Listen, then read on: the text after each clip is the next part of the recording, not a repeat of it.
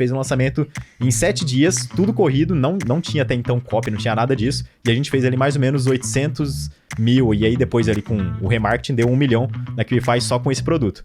Então assim, tudo no orgânico. Fala galera, sejam todos muito bem-vindos ao KiwiCast, o podcast da QIFI. Eu sou Carol Vilasnova. Eu sou a Bruna Rodrigues. Pra você que ainda não conhece o KiwiCast, é o podcast que traz toda semana pessoas que fazem dinheiro através do marketing digital. E olha só, esse episódio é pra você que quer aprender como transformar o seu conhecimento específico em um negócio digital. Sabe por quê? Porque o nosso convidado de hoje é mentor e professor especializado na preparação para o Enem e vestibulares. Gente, olha que específico isso. Ele usou a sua própria experiência como estudante para desenvolver estratégias de ensino. Desde 2021 ele está no mercado digital e já faturou mais de 2 milhões de reais e ajudou mais de 4 mil alunos a acelerarem suas aprovações. Recebendo a sua premiação de 1 milhão de reais faturado somente aqui na QIFI. Seja bem-vindo quem, Bruninha? Quem será? Chama que pra nós. rufem os tambores.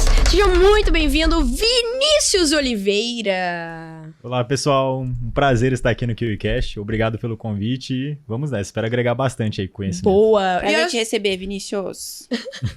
Boa, Vinícius, você é um cara bem novo, né? Sim. Mas antes da gente entender como é que você entrou aí no digital, eu queria saber um pouco da tua história. O que você fazia antes desse mercado? Você já estava aí se estudando para o vestibular de medicina? Você trabalhava? Como é que era a sua vida? Então, antes de entrar para o mercado digital, eu preciso voltar lá para o ano de 2020. Perfeito. Foi o ano em que eu estava estudando para o vestibular de medicina. Eu, na verdade, desde criança, sempre tive vontade de ser professor, mas conforme eu fui crescendo, eu percebi que, cara, professor não era uma profissão que tinha uma remuneração tão alta, não era uma coisa que poderia me dar uma qualidade de vida, assim, que eu buscava no futuro para minha família, para mim. E aí eu optei por ir para medicina, que também é uma profissão muito nobre, uma profissão que você pode utilizar para ajudar várias pessoas e que poderia dar uma melhor qualidade de vida. E nesse processo de estudo para o vestibular de medicina, eu passei o ano 2020 conciliando esse estudo para o vestibular com um trabalho na internet que era ligado à produção de design gráfico. Então, produção de artes estáticas por Photoshop, Canva, que eu vendia, mas não era, assim, uma profissão bem, vamos colocar, formalizada. Era muito do tipo, entra em contato com algum produtor, oferece o meu serviço, ele pagava ali um valor básico, e aí dava pra tirar quase que um salário mínimo ali no mês com isso. Bem frila, né? Bem frila, exatamente. E eu não tinha noção de nada de marketing digital, então era muito assim, no feeling. Eu sei fazer uma artezinha aqui, vou vender dessa maneira, e vamos ver no que dá. Era o suficiente, assim, pra ter uma renda durante a preparação pro vestibular.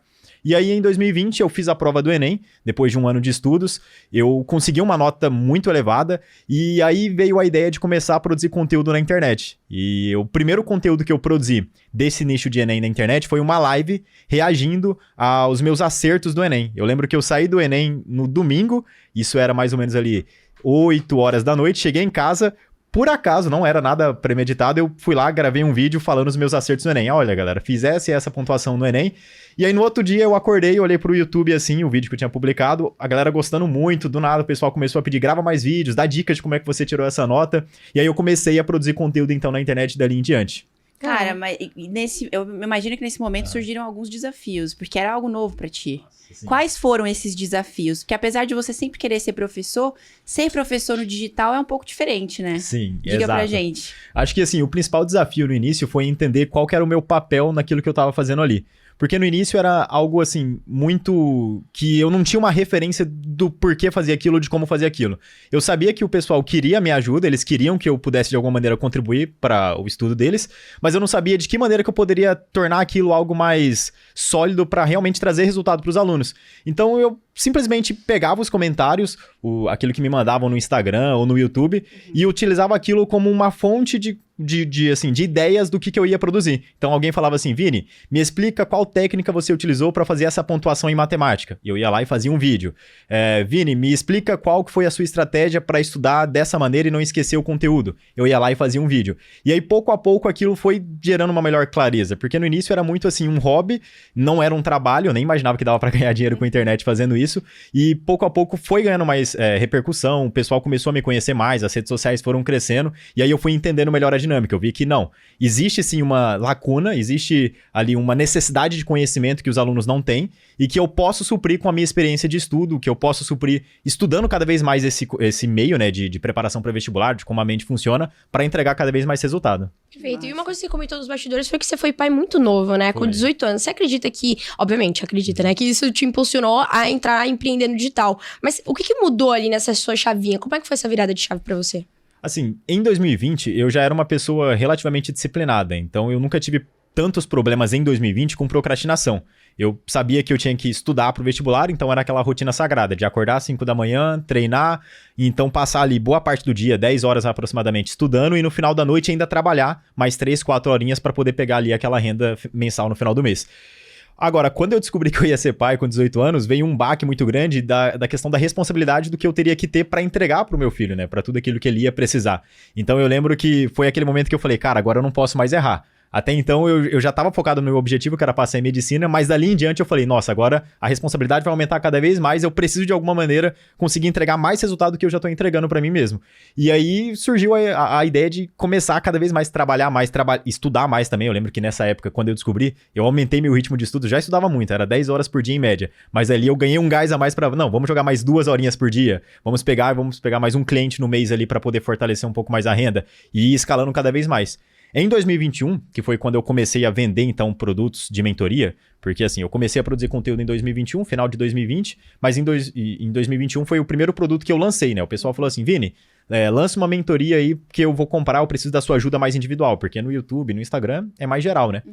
E aí eu comecei a trabalhar muito, eu comecei a pegar vários alunos, comecei a aperfeiçoar o trabalho para ter uma entrega que desse cada vez mais valor para essas pessoas, porque tinha agora uma pessoazinha ali que dependia de mim e eu não podia falhar, né? Então foi uma rotina assim que começou a apertar cada vez mais, mas que eu sabia que era algo necessário de ser feito. Impressionante quando as coisas acontecem, dá um gás, né? É isso que eu ia falar, como a criança traz um gás pra gente, né? Como se eu tivesse... Eu não tenho filho ainda, mas eu imagino que seja isso. É um ponto de, não tenho espaço nem motivos pra pensar em desanimar ou pra pensar em desistir. Eu tenho uma pessoa que depende de mim. Então, acho que esse foi um gás que você teve no início. Agora, eu fico pensando, cara, muita coisa que você fazia. Você estudava 10, 12 horas por dia. Aí tinha os alunos da mentoria. Como é que você se organizava com isso? Você usava algum tipo de técnica e ferramentas? Tem a galera que usa Notion, Trello, essas ferramentas organizacionais. Você usava algum tipo disso ou não? Eu conheci o Notion em 2021. Foi a primeira ferramenta de organização que eu realmente utilizei. No início era muito no papel. Então pegava uma agendazinha, fazia vários quadradinhos das demandas do dia, colocava tudo que eu tinha pra fazer e no final do dia ia dando aquele checklist prazeroso lá pra dizer que eu cumpri tudo. Mas eu passei depois de um tempo a utilizar o Notion. Eu utilizo até hoje, inclusive. Coloquei lá um mini planejamento, um esboço do dia, e aí todo dia de manhã eu traçava as metas e ia cumprindo uma por uma para não deixar nada pendente. Eu sou uma pessoa extremamente metódica, então até hoje, tudo que eu vou fazer no meu dia tem que estar previamente planejado. Se tiver uma demanda que eu não coloquei, já vira uma bagunça porque eu fico com aquilo na cabeça. Nossa, eu tenho que fazer isso, eu não anotei, não vai sobrar espaço. E vai te consumindo energia, né? Vai consumindo energia, não dá. Atrasa todas as outras demandas. Sim. Agora, falando um pouco de produto, como é que você decidiu criar o seu produto digital e como é que foi o processo de criação da trilha de aprendizagem dos seus alunos? Você já tinha isso muito claramente antes de criar o produto?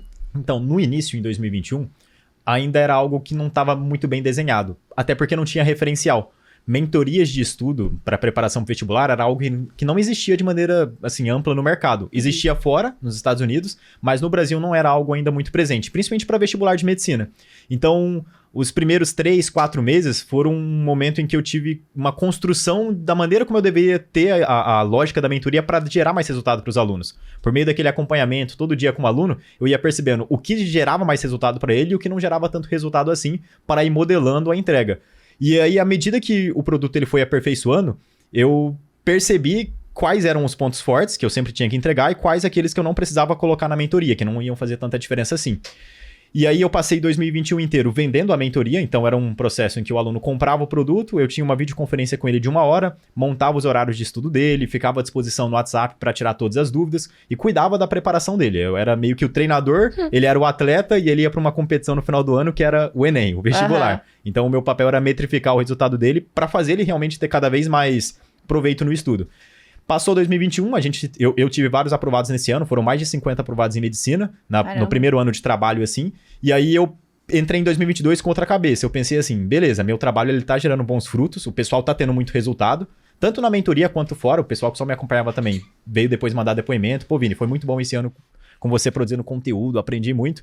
Mas eu percebi que era um trabalho que não era escalável, né? Em 2021 foi o ano que eu fiz meus primeiros 100 mil reais na internet. E eu percebi que, assim, eu trabalhei muito, foi o pior ano, assim, de trabalho, entre aspas, na minha vida, eu me esgotei demais. Quase tive um burnout de tanto que eu trabalhava, e foi bem na época que meu filho nasceu também, então era aquela coisa. Uma parte do dia com a criança no colo, outra parte dando mentoria, ajudando no WhatsApp, foi uma loucura. E aí em 2022 eu falei, não, vou criar alguma coisa mais escalável. E aí eu decidi criar um produto em que agora, tudo aquilo que eu ensinava na mentoria, eu ia transmitir na forma de aulas gravadas e eu poderia vender para os alunos. E foi meio que no feeling, porque eu não tinha conhecimento de marketing digital em 2022, no comecinho ainda. Então assim, eu falei assim, vou gravar aulas e vou vender. Mas eu não sabia que essa era a lógica do produto escalável no digital. E aí eu transformei todo aquele conhecimento da mentoria em aulas, comecei a vender esse produto e dali em diante a gente só foi aperfeiçoando, né? Hoje em dia, o meu produto, ele é esse conhecimento técnico, organizacional, que eu entregava nas mentorias, mas ele tem como bônus ainda o fato de que agora, além da parte técnica, eu entrego também a parte de conteúdo. Ou seja, eu sou o professor de todas as matérias que ensina cada um dos conteúdos que o aluno tem que estudar para passar no vestibular. Era uma coisa que até então eu não fazia. Foi uma novidade aí no produto que a gente decidiu colocar ali no finalzinho de 2023.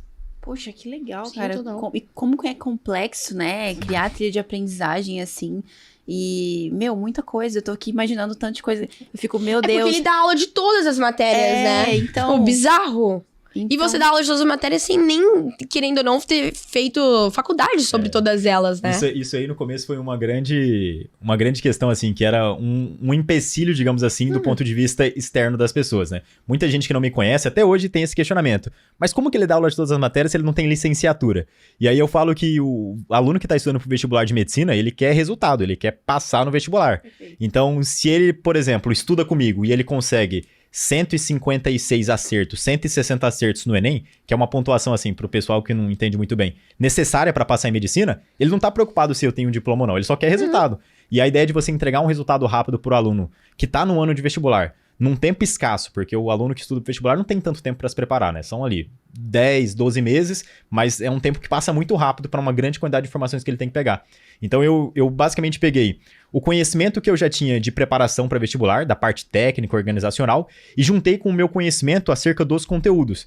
Então eu avaliei o que o aluno tinha que saber de cada matéria, tracei a partir disso, né, um conjunto de informações que eu teria que entregar, e eu decidi então dar essas aulas juntando isso com o meu conhecimento da organização, porque assim, o professor que faz eventualmente uma licenciatura, ele aprende muito sobre aquela matéria. Ele sabe, por exemplo, um professor de matemática, ele sabe tudo de matemática, mas às vezes ele não tem o conhecimento de como que a matemática cai no Enem, de como que a matemática cai no vestibular. Entendi. Ele não sabe exatamente como que aquela matéria tem que ser dada para o aluno que tá numa situação mais distante do professor. Porque assim, o professor já passou pela graduação, ele já finalizou ali aquela licenciatura, e às vezes ele se esquece de como que é ser aluno. Então eu tô numa posição em que eu sou um intermediário. Eu sei exatamente o que aquele aluno tá passando, porque eu já passei por aquilo, e ao mesmo tempo eu tenho o conhecimento técnico da matéria para entregar aquilo de maneira que o aluno pegue a informação e consiga ter mais resultado mais rápido. Então foi meio que uma criação de um método que até então não existia. Foi algo bem... Brilhante diferente. isso. Agora, uma coisa que eu esqueci de explorar. Você sempre foi muito bom aluno na escola? Oh, essa é boa, hein? Não perguntei isso, né? É Uma verdade. pergunta meio óbvia. Você sempre foi muito bom aluno? Você sempre teve facilidade com os estudos? Por exemplo, dias de prova. No ensino médio, né? Vamos pegar no ensino médio. Sim. Você sempre teve facilidade? Olha, quem me vê hoje em dia tem a impressão de que eu sempre fui aquele aluno nota 10, sempre o cara que estudou muito, mas a realidade é que não, eu tinha muita dificuldade. Em parte porque eu era meio vagabundo, eu não gostava de estudar, então eu gostava de fazer qualquer outra coisa que não fosse o estudo em si, eu não via sentido naquilo.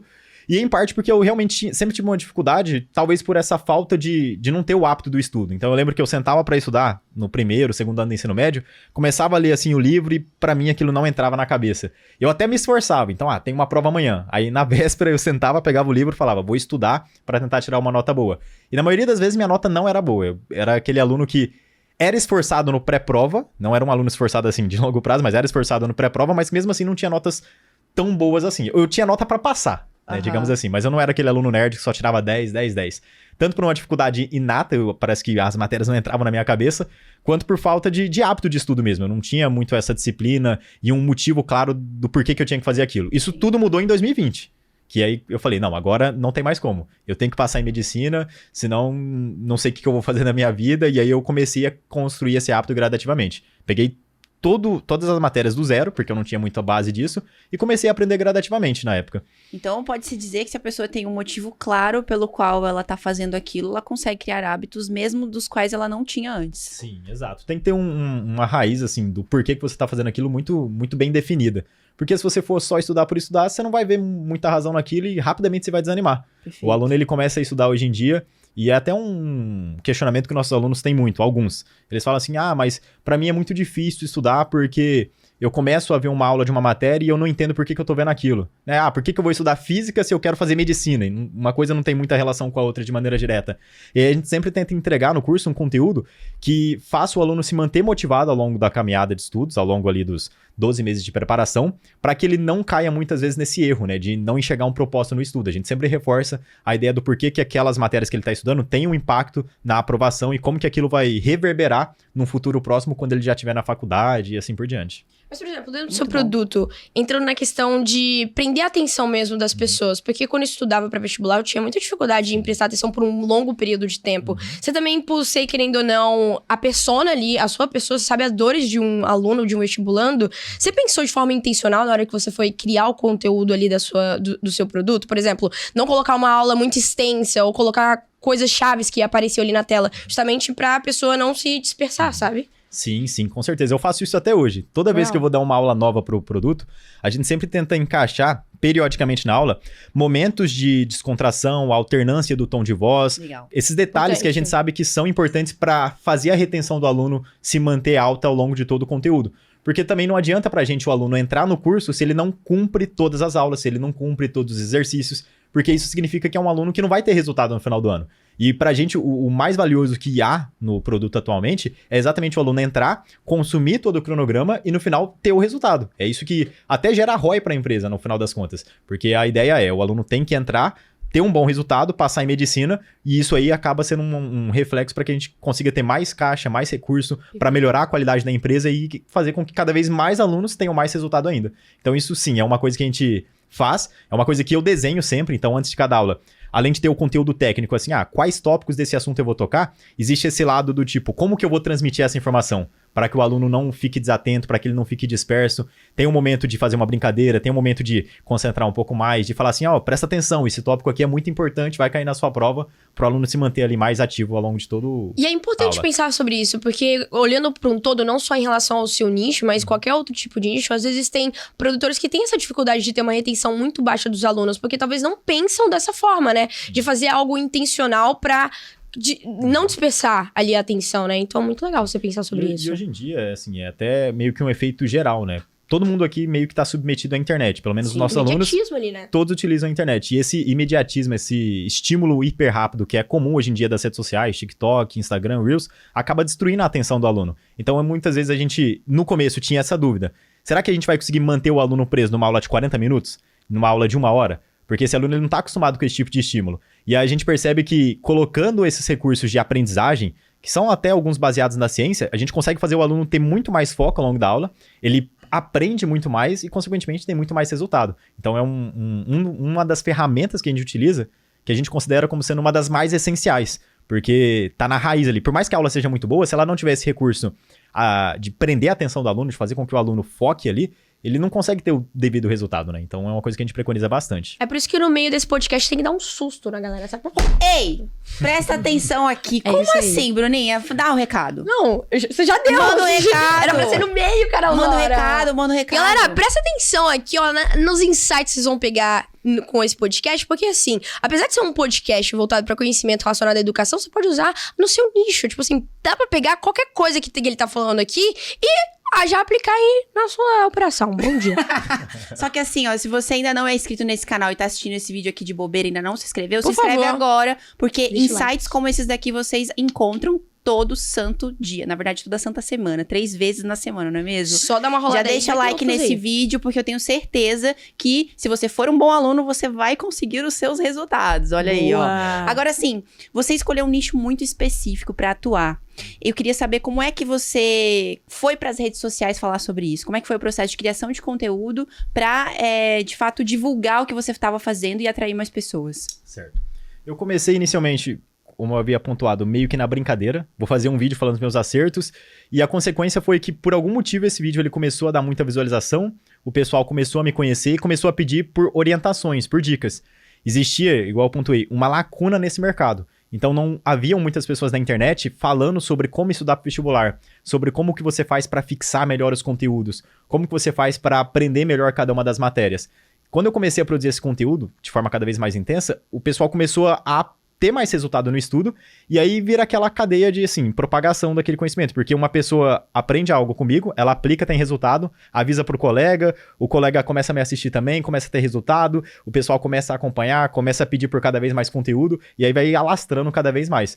Então, foi muito que, num primeiro momento, na brincadeira, só que à medida que o pessoal foi gostando daquilo, foi engajando nos conteúdos, eu tive um estímulo para produzir cada vez mais aquilo. E aí foi crescendo, crescendo, crescendo, até virar a ideia de um produto digital, né? Por muito tempo era só no hobby, então era só fazer o conteúdo mesmo, por fazer, mas esse estímulo do pessoal pedindo cada vez mais, querendo algo mais robusto assim, fez com que eu fosse alastrando esse conteúdo para outras redes. Eu comecei no YouTube, depois fui pro Instagram, e posteriormente até comecei a produzir conteúdo no TikTok. Hoje em dia, o meu forte mesmo é principalmente no YouTube. É onde eu mais gosto de produzir conteúdo, que é um conteúdo mais denso, eu consigo falar com mais calma. O Instagram é um conteúdo mais direto, mais objetivo. Então, às vezes, não dá pra explicar com tanta clareza aquilo que eu quero passar pra eles. Mas eu atuo tanto no YouTube quanto no Instagram e, eventualmente, no TikTok também. E aí que foi construindo uma audiência totalmente orgânica. Totalmente orgânica. Isso é muito legal. Eu só descobri, assim, o que era exatamente a aplicação de tráfego a partir de 2023, para ser exato. Então, em 2021 e 2022 era muito no orgânico, orgânico, orgânico. Nunca foi algo, assim, muito profissionalizado no marketing digital. Começou a profissionalizar, começou a ter, assim, novos funcionários fazendo esse serviço pra gente a partir de 2023, que a gente falou, vamos testar, né? A gente tá sempre no orgânico, se a gente colocar tráfego um pouquinho pra ver o que vai acontecer. Mas até hoje em dia ainda é muito orgânico, é muito, assim, vamos fazer muito conteúdo no YouTube, vamos entregar muito valor pro pessoal, o pessoal vai ver que o nosso conteúdo é bom, ele vai ver que dá resultado, e a consequência disso é que eles acabam entrando pro produto, acabam... E qual tipo de formato de conteúdo você normalmente posta que dá muito certo dentro do seu Instagram, por exemplo? E no YouTube? No Instagram, existe um formato de conteúdo que é Reels, baseado na explicação rápida de alguma coisa pro aluno. Então, a gente vai lá, pega um minuto ali e nesse 1 minuto eu explico pro aluno alguma coisa, algum assunto que pode cair na prova. E aí esse é um tipo de conteúdo que viraliza fácil porque o aluno vai lá, salva para conferir depois, manda pro colega, compartilha no story e acaba aumentando bastante a nossa base. No YouTube, por outro lado, já é um conteúdo muito mais denso. Então eu tenho até uma espécie de série que eu faço no meu YouTube, que é uma live todo sábado de 5 horas com o pessoal resolvendo 90 questões do Enem. Você fica 5 horas com o pessoal resolvendo questões do Enem. Mas tem que 5 gostar horas. demais Exato. de vestibular, né, não? Não, ano passado a gente ficou, se eu não me engano, Deus. ano passado a gente fez 70 lives ou 60 lives de 5 horas cada uma. Era sobre todo isso. dia a gente fez. Que era bem reta final do Enem, e eu falei bem assim, pessoal, eu vou estar com vocês agora na reta final, todo dia no YouTube, 5 horas resolvendo uma prova do Enem. E a gente ficava 5 horas e o pessoal amava, era tipo assim... Durante 5 horas, 2.500 pessoas, 3.000 pessoas na live. E a galera engajando, gostando bastante e tendo muito resultado, porque é um tipo de conteúdo bem dinâmico, né? E aí, dali em diante, esse é o tipo de conteúdo que eu gosto de produzir mais no YouTube. Produzo vídeos também, mais curtos, 10 minutos, 15 minutos, mas é principalmente esses conteúdos mais densos lá no YouTube.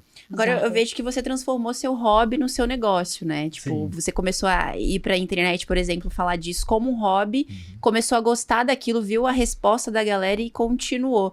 Acho que a gente pode trazer um insight bem legal pra galera aqui, que de repente o seu próximo produto pode ser o seu hobby, pode ser o seu conhecimento específico que você acha que não ajuda ninguém. É verdade. Então, esse é um bom insight que a gente traz pra galera, Vinícius, porque às vezes a pessoa que tá ali do outro lado não faz ideia, quer entrar no digital, mas não sabe o que vender, não sabe se sabe alguma coisa pra poder ensinar, mas sempre tem alguém que não sabe, que sabe menos que você e pode aprender com você. Então, isso é muito legal, ver quando as pessoas conseguem transformar o conhecimento específico delas num negócio digital. Então, isso é muito massa. Inclusive, falando sobre engajamento, existe algum pico de engajamento que você percebe no Instagram entre, sei lá, períodos que você posta conteúdo, aí meio que cai o engajamento? Existe algum tipo de ação que você faz pra poder voltar com esse engajamento? Ou você só vai postando e vai analisando as métricas e excluindo tipos de conteúdo, fazendo aquela curadoria, né? Assim, nós temos no nicho de vestibular 2 momentos do ano que são os momentos mais críticos em relação ao engajamento. É quando a gente, na verdade, tem mais resultado, que é novembro, que é quando o Enem acontece. Então, pré-prova, o pessoal fica mais desesperado. Nossa, preciso aumentar minha pontuação e acaba nos procurando. E pós-prova também. Então, às vezes, o aluno fez a prova do Enem, viu que não foi tão bem. Às vezes estava estudando, não foi tão bem, ou nem estava estudando, foi fazer a prova para ver como é que se sairia, viu que foi muito ruim e acaba nos procurando. Nossa, eu preciso de ajuda, preciso fazer um Enem no ano que vem para passar. E aí a gente acaba tendo um engajamento muito, muito alto. E outro momento muito bom é o começo do ano. Geralmente janeiro, fevereiro é um momento que a gente tem um aumento nas visualizações, um aumento no engajamento do Instagram também, porque volta às aulas, o pessoal entra naquele ritmo do tipo, ano novo, vida nova, esse ano eu vou estudar pro vestibular, vou começar a me preparar e acaba dando também uma potencializada. Em geral, entre janeiro e novembro, o engajamento ele vai caindo. Então, em janeiro ele tá alto, aí até chegar em novembro ele vai caindo, em novembro dá um pico novamente, que aumenta bastante. E, assim, eu não tenho muito essa questão de ficar preocupado, às vezes, com o engajamento. É claro que, assim, se tá muito ruim, tá caindo muito, eu falo, poxa, alguma coisa deve estar errada, vamos mudar o estímulo. Mas a gente vai produzindo conteúdo e vai rodando. Depois a gente vê como é que tá. Legal. Então, tem semana que eu posto um conteúdo por dia, eu nem vejo, às vezes, quantos likes estão. Aí, no domingo, no final de semana, eu dou uma olhadinha. Ah, tá, esses aqui estão pegando melhor, esses aqui estão engajando mais, esses aqui não deram tanto resultado assim, o pessoal não gostou, vou trocar, e aí só continua produzindo. Como o meu orgânico ele acaba sendo muito mais forte do que o tráfego, a gente não roda muito tráfego, o meu trabalho ainda na produção de conteúdo, ela tem que estar a todo instante ali presente, né? Então, eu nunca paro de fazer vídeo pro YouTube, de fazer conteúdo pro Instagram, porque eu sei que isso é o que fortalece ali a minha base para crescer e para que o negócio, o próprio produto também se mantenha vivo, né, ao longo do tempo. Perfeito. E que nem você falou, você faz conteúdo tanto pro YouTube quanto pro Instagram. Como é que você adapta o conteúdo para cada tipo de plataforma? Porque deve ser um pouco diferente, né? Sim. Como é que é essa questão de estratégias que você usa, talvez, no Instagram e você vê que não funciona tão bem no YouTube e vice-versa? No YouTube, eu sempre penso em produzir um conteúdo que ele é mais denso. Então, eu sento para roteirizar um vídeo do YouTube, eu já sei que ele vai ser um vídeo mais extenso, eu sei que é um vídeo, assim, para uma pessoa que é um pouco mais qualificada, que já entende um pouco mais de Enem, que já tá procurando esse problema, e aí eu acabo roteirizando algo um pouco mais extenso. Tanto aquelas lives, né, de 5 horas, que, poxa, só acompanha quem tá realmente engajado com aquilo, quanto os vídeos, às vezes, de 15, 20 minutos, que tem um tema um pouco mais específico. Pro Instagram, por outro lado, é um conteúdo mais assim, topo de funil. É mais a galera que não tá estudando, ou às vezes, né, quer começar a estudar, mas não sabe muito bem por onde começar, então é um conteúdo mais geralzão. Ajuda também quem já tá estudando, mas é mais focado nesse tipo de público. Porque o Instagram é um estímulo muito rápido, né? Então, é um story, é um Reels de 1 minuto, não dá pra aprofundar muito na matéria. E aí, o que acontece muito, às vezes, é o aluno me conhecer pelo Instagram, a partir do Instagram, eu direciono ele pro YouTube, aí ele consome o conteúdo do YouTube mais denso, mais profundo, e às vezes acaba entrando no produto, acaba entrando no curso, e acaba até começando a estudar para vestibular. Tem muito aluno nosso que me conheceu no Instagram, não fazia ideia do que era estudar para vestibular, medicina. Eu criei a consciência nele de como que aquilo funciona, mostrei para ele como que aquilo é possível, começou a me acompanhar, às vezes entrou pro produto, e lá na frente até acaba passando em medicina, né? Tem vários casos desses alunos assim com a gente também. Isso é interessante, né? Que eu fico pensando, o que um cara que talvez nem estudava pro vestibular foi seguir um professor de vestibular, entendeu? Às vezes ele se conectou com a sua pessoa ali, né? Não, mas isso é muito engraçado. Tem uma história engraçada de um seguidor que ele me mandou uma vez que foi bem assim. Ele falou, Vini, minha namorada tinha terminado comigo e o cara que tinha ficado com a namorada dele, né, com quem ela tinha traído ele, se chamava Vinícius Oliveira. Aí ele foi lá pesquisar o Instagram do rapaz no Instagram pra procurar ele. Aí achou meu perfil. Aí ele, por algum motivo, começou a olhar meus stories. Aí ele, o rapaz fala que dá pra passar em medicina. Aí comprou meu curso, depois de, 7 meses, passou em medicina. Ele, cara, você mudou minha vida. Se minha namorada não tivesse terminado comigo, eu não tivesse achado teu Instagram, eu não teria entrado no curso, não teria passado em medicina. Aí ele mandou foto, lá na faculdade, com os amigos novos. A vida do cara mudou totalmente. Do nada. Ou seja, economizou dinheiro ali na terapia. Economizou na terapia. Caramba, cara. Ainda ganhou uma aprovação em medicina. Nem sabia. Chocada. Mas agora me veio uma dúvida aqui. Uma dúvida leiga, tá? Porque faz muito tempo que eu não faço vestibular. A última vez que fiz vestibular foi pra passar na faculdade. Passei na federal, mas, enfim, nem lembro. Vestibular de medicina é diferente? É mais difícil do que os outros vestibulares? Tá. Em relação a isso, o que acontece? No Brasil, nós temos várias provas de vestibulares. A maior de todas, aquela que é mais procurada, a mais concorrida, é a prova do Enem. É a prova do Exame Nacional do Ensino Médio, organizada pelo governo. Então, em tese, é aquela em que a gente mais tem inscrições, mais tem alunos participando todos os anos. E pelo Enem, você tem ali uma prova que é igual para todos os participantes. Quando a nota do Enem sai, você pega aquela nota e você aplica num programa do governo, que é o chamado SISU. E aí, assim, o que condiciona você passar em medicina ou não? Se a sua nota ela está entre as maiores do Brasil ou não, porque hoje em dia dos cursos procurados, medicina é o mais concorrido. Então, é verdade. Isso, entendeu? Aí vamos supor, a gente tem uma faculdade com 50 vagas para medicina. 50 pessoas do Brasil vão colocar a nota nela. E as 50 maiores notas, dentre aqueles que se inscreveram para essa faculdade, vão ocupar essas vagas. Aí, daí que surge a ideia de nota de corte, né? Que é a nota do cara que está na posição mais baixa dentre as vagas disponíveis. Então, se você tiver uma nota acima da dele, você tá dentro das vagas, senão você tá fora. É mais ou menos assim. E tem outros vestibulares. Então, por exemplo, existe a FUVEST, que é um vestibular ligado à Universidade de São Paulo, a USP. Só que aí essa prova é uma prova que você faz e você tem uma nota que só serve para a USP. No caso do Enem, você tem uma nota que serve para todas as faculdades do Brasil. Você pode escolher qual que você vai aplicar. E aí depende muito, entende? Mas é mais ou menos essa a ideia. Você escolhe a prova que você vai fazer, o Enem, que serve para tudo, ou um vestibular que serve só para aquela faculdade. E aí você vai ter geralmente uma prova que é igual para todos os cursos. Só que aí você vai pegar a sua nota e vai aplicar para o curso de medicina em específico. Legal. A maioria dos seus alunos hoje, eles vêm te procurando para conseguir passar nas provas do Enem especificamente, ou é dividido entre outros vestibulares também? Hoje em dia é muito diverso. De maneira geral, a minha comunicação no Instagram, no YouTube, ela é sempre para o aluno que quer medicina. A gente optou por trabalhar com a ideia da medicina, por quê? Um aluno que estuda para o vestibular e tem nota para passar em medicina, ele consegue passar em qualquer outro curso. Então é um discurso que serve para o aluno que realmente quer medicina, mas serve também para o aluno que quer direito, engenharia, odontologia, porque é uma nota suficiente para ele conseguir ter essa aprovação também. E, em geral, tem aluno que nos procura para o Enem, a maioria buscando a aprovação pelo Enem, mas também tem, eventualmente, alunos que nos procuram para fazer provas específicas de São Paulo, do Rio Grande do Sul, e acabam estudando com a gente também. É porque hoje em dia no Brasil, quem geralmente faz esses vestibulares tradicionais, específicos, também fazem o Enem. Então meio que acaba servindo para os dois. Cara, E ainda assim, estando no digital, empreendendo e tudo mais, você ainda continua fazendo essas provas? Continua. E você acha que isso é importante, por exemplo, pro que você aplica? Com certeza, com certeza. Assim, hoje em dia uma das marcas, que o pessoal até me conhece na internet em relação a isso, é que eu sou o professor de todas as matérias que passa em medicina todo ano. Então é aquela coisa. Eu faço. A minha ideia é fazer a prova todo ano e passar em medicina. E isso serve como um recurso de autoridade, porque eu falo assim, né? Você duvida que eu não consigo te aprovar em medicina? Então, olha pro meu resultado. Nos últimos 4 anos eu fiz a prova e passei em medicina, até nos anos que eu não estudei. Então, assim, eu tenho conhecimento, repertório para te fazer passar.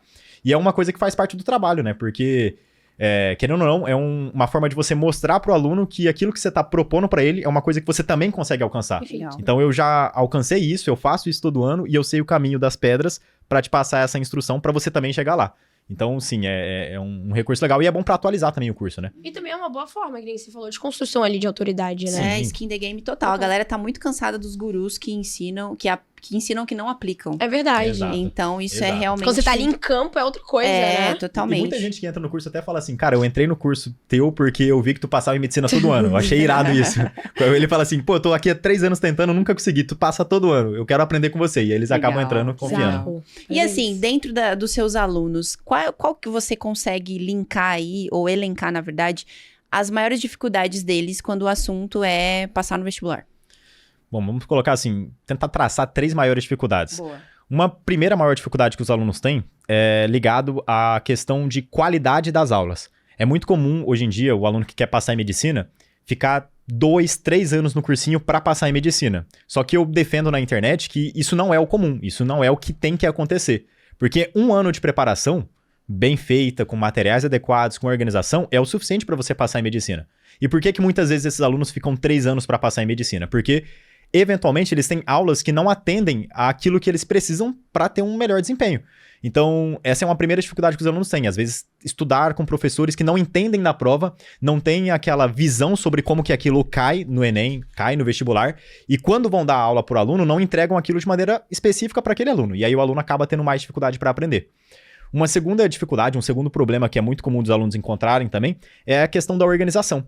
Então, hoje em dia, se você entra, por exemplo, num cursinho presencial qualquer, você vai ter lá uma organização que é muito pesada, né? Os alunos de cursinho presencial em geral, eles acabam entrando nesses cursinhos grandes e eles têm lá uma carga horária de 10 horas de aula por dia, 8 horas de aula por dia, e sobra pouco tempo para eles aplicarem técnicas de revisão, aplicarem volume de questões, que é importante na preparação, para ele treinar o conhecimento, e tudo isso também acaba prejudicando. Essa falta de organização, essa falta de uma definição clara do que ele tem que fazer em cada momento do dia. É até uma coisa que a gente busca sempre atender no produto, né? É dar um mapa, um caminho para o aluno seguir. Não deixar só os materiais soltos, mas aqui, ó, nesse dia você faz isso, agora você termina essa aula, vê essas questões e assim por diante. E um terceiro problema que é muito comum de um aluno encontrar também é falta de instrução, falta de direcionamento. Porque a preparação para o vestibular, ela tem ali alguns pilares. Então, existe o pilar da teoria, que é o aluno ter o conhecimento teórico que ele obtém por meio de aulas. Tem o pilar da revisão, quando que ele vai ver de novo aqueles assuntos que ele já viu, de que maneira que ele vai ver novamente esses assuntos para revisar, né, para manter aquilo fresco na memória. Tem um outro pilar, que é o pilar de quando que ele vai, por exemplo, colocar simulados na rotina. São vários, assim, pequenos elementos que ele tem que encaixar e que muitas vezes ele não recebe essa instrução. E aí, de novo, volta naquela questão de que muitas vezes ele está num cursinho, num ambiente de estudo, em que os professores não têm esse conhecimento para passar para ele. Porque os professores na faculdade aprendem a matéria história, a matéria geografia, mas eles não aprendem a técnica por trás da preparação para o vestibular. E como assim? Principalmente desde a pandemia, a concorrência para o curso de medicina vem cada vez mais aumentando, isso acaba sendo um diferencial. É como se o aluno que não se adapta, que não segue esses direcionamentos específicos, ele acaba não tendo tanto resultado quanto aqueles que estão seguindo. Então, primeiramente, aulas. Segundo ponto, acredito que seria a questão da organização. E o terceiro, o direcionamento. Os principais problemas. E agora sim, Vinícius, eu queria entender as suas estratégias de venda, tá? Hoje você vende totalmente no perpétuo, ou você também faz lançamentos? Como é que funciona? Como é que tá estruturada essa parte da tua operação? Atualmente, a gente faz 4 lançamentos ao ano, em média. E apesar de ter os lançamentos a cada 3 meses, nós fazemos também a manutenção do produto no perpétuo ao longo do ano. Eventualmente, existem momentos que a gente decide fechar, para gerar uma escassez maior, para depois abrir uma turma focada naquela prova que eles vão fazer. Mas, de maneira geral, a estrutura é essa. São 4 lançamentos ao ano, e durante o processo, entre esses lançamentos, em alguns casos a gente deixa as vagas abertas. Aí no lançamento faz uma oferta especial, faz uma condição exclusiva, os alunos entram, coloca aquele volume maior de alunos na plataforma, dá um pico de vendas, e depois mantém no perpétuo.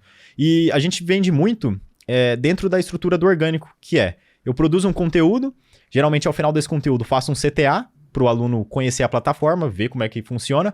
Ele entra na página de vendas, vê que aquilo é uma coisa que pode suprir um problema que ele tem. Então, às vezes ele está querendo estudar, mas não sabe por onde, não sabe de que maneira, com quais aulas usar. E ele acaba entrando para a plataforma. É mais ou menos essa. E dentro desses picos de lançamento, qual é o teu jeito de criar conteúdo para aquecer a audiência? Certo. Eu sou uma péssima pessoa pra falar disso, porque, assim, eu odeio lançar. Odeio fazer lançamento. Sério, eu não gosto de vender. Ora! Eu não gosto de vender, exato. Por que você não gosta? Você não se sente confortável? Como é que é isso? Assim, o meu negócio é dar aula. Okay. Eu gosto de dar aula. Então, assim, se você me falar assim, dá aqui, ó, 5 horas de aula de matemática. Nossa, eu vou fazer isso com todo o prazer do mundo. Uhum. Agora, fica 5 horas num lançamento pra fazer a galera comprar a plataforma. Eu já não gosto. A galera lá que trabalha comigo até fala, pô, Vini, tem que engajar mais no lançamento, mas não é uma coisa assim que eu gosto de fazer muito. Mas durante o lançamento, como tem que fazer, geralmente eu gosto de produzir conteúdos sempre de valor, então sempre alguma coisinha ali que vai ajudar o aluno no dia da prova, e sempre fazer CTA diretamente pro grupo do WhatsApp, pro lançamento, ou CTA, né, para se inscrever lá na lista do lançamento e receber os materiais. E é mais ou menos assim que a gente faz, e muito centrado de novo no orgânico, né? A gente começou a colocar tráfego mesmo, de verdade, esse ano, até então a gente não fazia muito. Então é sempre assim, muito conteúdo de Reels, Story, live no YouTube, sempre direcionando o aluno para participar do lançamento, para participar das lives, né, das aulas secretas e tudo mais. Esses mais de R$1 milhão que você fez, foi tudo no orgânico? Tudo no orgânico. Uau. Ano passado a gente... Não, o primeiro 1 milhão que a gente fez com a QIFI foi engraçado porque foi tudo numa correria que a gente fez do dia pra noite. Eu lembro que era novembro de 2023, e aí a gente queria lançar já um produto novo meu, para reformular a ideia. Foi ali que, inclusive, eu decidi começar a ter um produto em que eu daria aulas das matérias, até então não existia esse produto. E aí eu conversei com um amigo meu e falei bem assim, cara, e se a gente lançasse um produto em que eu dou aula de todas as matérias? Aí ele, mas né, você não tem diploma? Então eu falei, cara, confia em mim, né? Ali naquela época a gente tava fazendo live no YouTube todo dia, e todo dia eu tava ensinando todas as matérias pro pessoal e o pessoal tava gostando muito. Eu falei, cara, confia em mim. Eu tô fazendo as lives no YouTube, o pessoal tá gostando, eles querem estudar comigo, eles não querem mais estudar com essas metodologias tradicionais de cursinho. Vamos lançar isso que vai dar certo. E aí, em 7 dias, a gente criou o produto. Criou, assim, o protótipo, né? Porque não existia um produto ainda, né? Eu falei assim, galera, eu vou lançar um produto em que vocês vão ter aula de todas as matérias comigo, eu vou entregar todos os materiais. E era uma promessa de uma coisa que ainda não existia. E a gente fez um lançamento em 7 dias, tudo corrido, não tinha até então copy, não tinha nada disso. E a gente fez ali mais ou menos 800 mil. E aí, depois ali com o remarketing, deu 1 milhão na QIFI só com esse produto. Então, assim, tudo no orgânico. Não deu tempo de rodar tráfego. Eu lembro que foi... Eu tava em BH, aí ele falou pra mim bem assim, vem pro Rio que a gente vai lançar isso. E aí em 7 dias a gente fez a oferta no Instagram, mandou a galera pro grupo do WhatsApp, falou o que seria o produto e vendeu de uma vez. Aí desde então a gente tá com esse produto até hoje rodando. Hoje já tá com as aulas lá. Ter esse resultado no orgânico, hein? Quando o produto é bom, o orgânico funciona muito. Total. E você acha que pro seu nicho hoje, mais especificamente, faz mais sentido ter essas duas estruturas rodando? Se sim, por que você considera isso? Eu acredito que vale a pena, porque assim, em geral... A tomada de decisão do aluno que quer estudar para vestibular, ela é geralmente muito individual. Quando a gente faz um lançamento, a gente meio que dá um empurrãozinho. Então tem várias pessoas que ficam ali em cima do muro, não querem começar a estudar, ou já estão estudando com outras plataformas, mas não estão tendo resultados. A gente faz o lançamento, a gente cria a consciência nelas, mostra que a gente tem qualidade para entregar e eles acabam entrando num volume maior. Só que entre os momentos de lançamento, sempre tem aquele aluno que assim... quer começar a estudar, mas não sabe por onde. E às vezes, produzindo conteúdo ali no orgânico, ele vê um vídeo meu, vê uma live e fala, cara, esse cara é bom, eu quero estudar com ele. Ele vai lá, desce na descrição e acaba comprando. Então é uma coisa que vale a pena porque é muito cíclico, né? Hoje mesmo, antes da gente gravar aqui o podcast, a gente teve 4 novos alunos na plataforma. Já mandei mensagem pra eles, falei, oi fulano, beleza, tudo bem? Seja bem-vindo, já dei as instruções, porque aí o aluno ele fica mais motivado pra começar a preparação. E é assim, é sempre aleatório. Então hoje vai ter 3 alunos que vão começar, amanhã tem mais 3, mais 4. E se a gente parar pra analisar, entre os períodos de lançamento, esses 3, 4, 5 alunos novos todo dia já fazem uma diferença muito grande, né? Então vale a pena sim pra gente. A gente tá em agosto, esse é o momento que a galera já começa a se mexer mais? Mais ou menos. Esse é o momento, na verdade, que começa a ficar muito frio. Muito, assim, escasso. Porque qual que é o pensamento agora? O aluno tá assim, não dá mais tempo, o Enem é em novembro, ano que vem eu começo. E aí eles acabam meio que jogando, assim, né, tudo pra cima, não querem mais estudar. E aí a gente até faz ofertas de planos mais baratos pro aluno entrar agora e fazer uma preparação com a gente até o Enem desse ano. Eventualmente, tem aluno até que nos pergunta assim, né? Vini, eu sei que pra esse ano tá muito corrido, eu quero estudar pro Enem do ano que vem. Aí a gente vai lá e faz uma oferta pra eles pro Enem do ano que vem, eles já entram também. Mas em geral acaba ficando um pouco mais frio mesmo, porque a maioria dos alunos tem essa percepção. Não dá mais tempo, é melhor eu começar ano que vem, é melhor eu começar em novembro. O que assim, não é muito bom, né? Porque assim, por mais que, vamos lá, o aluno tenha só 3 meses até o Enem, não consiga eventualmente progredir o tanto que ele precisaria, dependendo da base dele, é bom ele começar o quanto antes, porque não é um tempo perdido, né? 3 meses de estudo ficam com ele, é um conhecimento que ele guarda e que vai poder ser utilizado, se não passar nesse ano, no Enem do ano que vem e ter um resultado muito bom. Considerando esse exemplo, inclusive, que tipo de comunicação que você usa no Instagram, se você usa, pra puxar esse estímulo dele nesse momento, porque ele tá frio? Sei lá, de repente, vocês criam conteúdo do tipo, cara, esses 3 meses de conhecimento não vão ser perdidos, então, que tipo de comunicação você usa pra puxar essa galera que tá fria? Ou você não faz isso, você espera mesmo eles aquecerem mais? Então, em geral, a gente faz muito a seguinte ideia. Eu faço um conteúdo e eu mostro por meio desse conteúdo pro aluno que tem sim como ele aumentar os acertos dele. Porque a maior dificuldade que o aluno tem é enxergar de que maneira que em 3 meses ele consegue ter evolução. Então, quando eu faço, por exemplo, uma live de 5 horas e mostro para ele que tem 5 questões que caíram nos últimos 10 anos de Enem e que vão cair no Enem desse ano, ele fala, caramba, eu consigo acertar essas questões se eu estudar com esse professor. Ele me mostrou ali como é que resolve essas questões. Então ele percebe que não, até dá pra evoluir bastante. Eles acabam entrando. Mas é um trabalho assim meio formiguinha mesmo. Tem que fazer o conteúdo, criar uma consciência nele pra um processo mais denso, até ele entender que dá, pra daí então ele entrar na plataforma. Quanto tempo você tá com a empresa, Vinícius? Olha, de 2021, 22, 23, 24, 3 anos e alguns meses. Você começou no início sozinho. No início sozinho. Hoje tem pessoas trabalhando com você. Hoje tem algumas pessoas. Quantas pessoas na equipe? São 15 a 16 pessoas. Depende muito, assim, da contratação que a gente faz. Mas, em geral, nós temos um gestor de tráfego que trabalha com a gente. Tem um outro sócio nosso que trabalha na organização do conteúdo. Tem um terceiro sócio que atua na gestão da empresa, que é meio que a cabeça junto com a gente para organizar o que a gente vai fazer. E o restante dos funcionários são design gráfico, editor de vídeo. Temos ali um time comercial com 5, 6 pessoas. Temos suporte também para os alunos. Então é um time, assim, mais ou menos nessa estrutura. É até o maior gargalo que a gente tem na empresa hoje em dia. Caraca. Ter pessoas. E você começou tudo sozinho, né? Foi fazendo ali tudo no feeling, digamos Sim, assim. Foi. Qual foi a sua maior dificuldade hoje quando você para e pensa nessa questão de empreender, principalmente dentro do digital? Acho que a maior dificuldade foi delegar coisas que eu não sabia que eu poderia delegar. Então, por muito tempo, eu fui o cara que ficava no Você suporte. era centralizador? Muito. Eu não conseguia, assim, falar, faça isso pra mim. Eu queria cuidar de tudo. Aham. Então, isso aí me tomava muito tempo. E só depois de assim, um período fazendo isso que eu percebi que, nossa, o meu tempo ele seria melhor aproveitado se no lugar de estar cuidando do suporte do curso, eu estivesse dando uma aula no YouTube, eu estivesse produzindo stories no Instagram. E aí, com o tempo, isso aí foi sendo aliviado. Mas no começo, a maior dificuldade foi essa, foi delegar as funções. E assim, em um primeiro ponto, difícil de delegar, porque eu queria fazer aquilo, eu achava que se eu fizesse, eu seria melhor do que qualquer outra pessoa fazendo aquilo, besteira. E o segundo ponto é porque eu não tinha conhecimento também disso, né? Então, por um longo período nesse processo digital, eu não tinha conhecimento de quais eram as funções que tinham que existir na empresa, quem que deveria fazer cada coisa. E essa falta de conhecimento me fazia querer cuidar de tudo e tentar fazer tudo ali meio que do meu jeito. Que legal. Agora sim, Vinícius, quero saber de você. Como é que você consegue passar em medicina todo santo ano? Existe algum padrão aí que você descobriu nessas provas e é por isso que você consegue gabaritar todo ano? Acho que existe sim um padrão. Quando o aluno começa a estudar vestibular, acho que uma impressão que fica é: nossa, tem muita coisa para estudar, eu nunca vou conseguir dar conta de tudo. E eu uso até um discurso diferente que é: dá para estudar tudo, dá para você dominar todos os conteúdos. E o que aconteceu no meu caso foi que eu consegui dominar todos esses conteúdos com excelência, tive um ótimo desempenho, passei em medicina pela primeira vez em 2020, só que aquele conhecimento que eu obtive no primeiro momento, ele não foi perdido. Pelo contrário, ele foi aperfeiçoado, porque como eu passei em medicina e continuei trabalhando com isso, cada vez mais eu fui obtendo mais experiência com os meus alunos, obtendo mais experiência a partir do meu estudo, daquilo que eu percebia que funcionava e daquilo que não funcionava. E então, quando eu fui fazer a prova de novo em 2021, eu consegui passar pela segunda vez, porque tudo aquilo que eu já tinha estudado em 2020 estava consolidado na minha memória, eu aperfeiçoei aquele conhecimento e só apliquei de novo aquilo na prova. A prova ela segue padrões, né? Todos os anos a estrutura de cobrança é bem similar. Então, quando você domina esses padrões, você consegue sim replicar aquilo todo santo ano. E em 2021 nem foi proposital. Eu lembro que assim, eu tinha passado pela primeira vez em 2020, aí em 2021 eu falei, cara, vou fazer a prova para ver no que dá. Eu nem tinha estudado assim pro vestibular em si. Eu falei, vou fazer a prova, né? Se não passar, tá tudo bem, não preciso disso, mas se passar, ótimo. E por acaso eu tirei uma nota muito alta e passei de novo. Aí em 2022 eu falei, vou fazer mais uma vez. Será que eu consigo?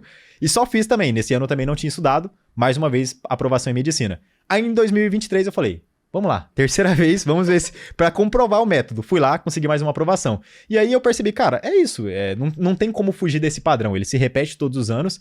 E o fato de eu trabalhar com isso, agora inclusive, né, dando aulas também, reforça ainda mais esse domínio. Então é bem provável que nesse ano, eu já fiz minha inscrição, mas é bem provável que eu vá conseguir passar mais uma vez. E fica como essa marca de autoridade. Isso aí é uma coisa que acaba auxiliando para os alunos confiarem em mim e me auxilia também no meu trabalho, porque demonstra que aquilo que eu tô falando, aquilo que eu tô ensinando para eles, tem uma comprovação que parte de mim e que vai também, né, se refletir no resultado deles depois. Total. E é muito sobre, cara, eu vou estudar com um cara que passa em medicina todo ano. É muito fácil escolher, né, depois. E imagina, tirar onda. Não, passei em medicina. Eu vou te falar, eu fiquei com vontade de pegar e tentar estudar só pra ver se eu consigo passar. Mas eu não vou conseguir, não. Bom dia. De repente, se você ensinar, aprender com o Vinícius. Bora lá, bora ver. Só pra validar isso aí. É isso aí. Mas olha só, Vinícius, que podcast incrível, né, Carol? Incrível. Eu gostei muito. Foi uma conversa muito fácil, né? Muito fácil, muito cheia de conteúdo, principalmente pros criadores de conteúdo. Sim, acho total. que você trouxe um monte de insight aqui. Perfeito. Espero que a galera tenha aproveitado tanto quanto nós, né? Não me Sim, decepcione. total. Obrigada. Mas olha bom. só, não terminamos, que temos uma perguntinha reflexiva aqui de final. Quero saber se você topa responder pra gente. Claro, com certeza. Então bora lá, Vinícius. O que você gostaria de ter escutado lá no teu começo do digital, lá em 2021, que hoje você também pode estar passando pra quem tá entrando no mercado? Isso pro pessoal que também é produtor. Exatamente. Perfeito. Acho que, assim, a principal mensagem é você procurar ter conhecimento sobre como que funciona o mercado digital o quanto antes. É você entender como que funcionam os processos de uma empresa, é você compreender qual que é o poder de uma produção no orgânico a longo prazo e ter a consciência de que isso é um processo que tem que ser feito todo santo dia para você construir algo bem sólido. Buscar sempre agregar valor para sua audiência, porque é isso que vai fazer você realmente crescer no digital, fazer você realmente ter poder para angariar cada vez mais pessoas e para gerar resultado para essas pessoas. E o reflexo final disso, que é o que eu considero menos importante, apesar de ter seu valor, é o dinheiro que você vai ganhar com tudo isso. O mais importante é você gerar valor e angariar essas pessoas para criar, né, um negócio que seja realmente sustentável a longo prazo. Pô, maduro. Que legal. Se isso aí fosse um anúncio, eu clicava, hein, Bruninha? Carol. E não terminamos por quê? Não terminamos, temos presentinhos KiwiFi pra você, pra sua primeira dama que está ali nos bastidores nos assistindo. E tá chegando aí o presentinho, olha só. Pra Agora acabar você com a tem- dieta de vocês. Sim. Deixa eu pegar aqui. Pronto. Maravilha, Eu fiquei obrigado. caindo minha mão. Esse gritinho aí no ouvido da galera deve ter sido maravilhoso. Perdão, galera. Pode abrir aqui agora? Pode, claro, fica à vontade. Tranquilo. Ó, tem até caneca personalizada. É, a Irado. canequinha. Vai dar aquele gás, tá? Ô, tem que tomar aquele Eu que sou professor, fico dando aula aí o dia inteiro, Olha tem que tomar aí, aquele ó. café Ah, daquele jeito. Ó. Aí. os Boa. milquinhos aí. É literalmente pra agradecer a sua Legal. presença. Muito obrigada pelos conteúdos e insights compartilhados aqui com a gente. Parabéns mais uma vez pela sua premiação de 1 milhão só aqui na KiwiFi. Obrigado. Espero vê-los em Dubai, acompanhar Opa. os stories lá, hein? Oh, com Tenho certeza. certeza que daqui é só pra cima. E, Perfeito. Bruninha, pra quem ficou até o final desse episódio, precisa fazer o quê? Tem que deixar as redes sociais do nosso amigo Ah, é Vinícius, verdade. né? A galera com Uau. certeza vai querer te acompanhar, Vini. Deixa aí suas redes sociais e também seu canal do YouTube. Minhas redes sociais são @Vinícius de Oliveira no Instagram. No YouTube, se pesquisar Vinícius de Oliveira Enem, vai aparecer lá o primeiro canal. TikTok também, Vinícius de Oliveira, só pesquisar que vai aparecer. Perfeito. Agora sim, vai aparecer Boa. aí na tela. Eu tenho certeza que vocês precisam acompanhar o Vinícius pra aprender mais com ele. Deixa aí o recado pra quem ficou até o final desse episódio. Precisa fazer o quê? Kiwi Lovers que ficaram aqui até o final, que eu tenho certeza que vocês ficaram, já deixa aquele super like, comenta aqui o que você aprendeu hoje com o nosso querido Vinícius, comentou, então você já sabe, se inscreve no nosso canal e ativa o sininho, hein, pra você não ficar de fora de nenhum novo episódio que sair aqui do KiwiCast. Aquele ponto bem importante que você já sabe. Carol, aonde a gente se vê? No próximo KiwiCast é um compromisso, aquele compromisso tete a tete. É por isso que nós nos vemos lá. Tchau, tchau.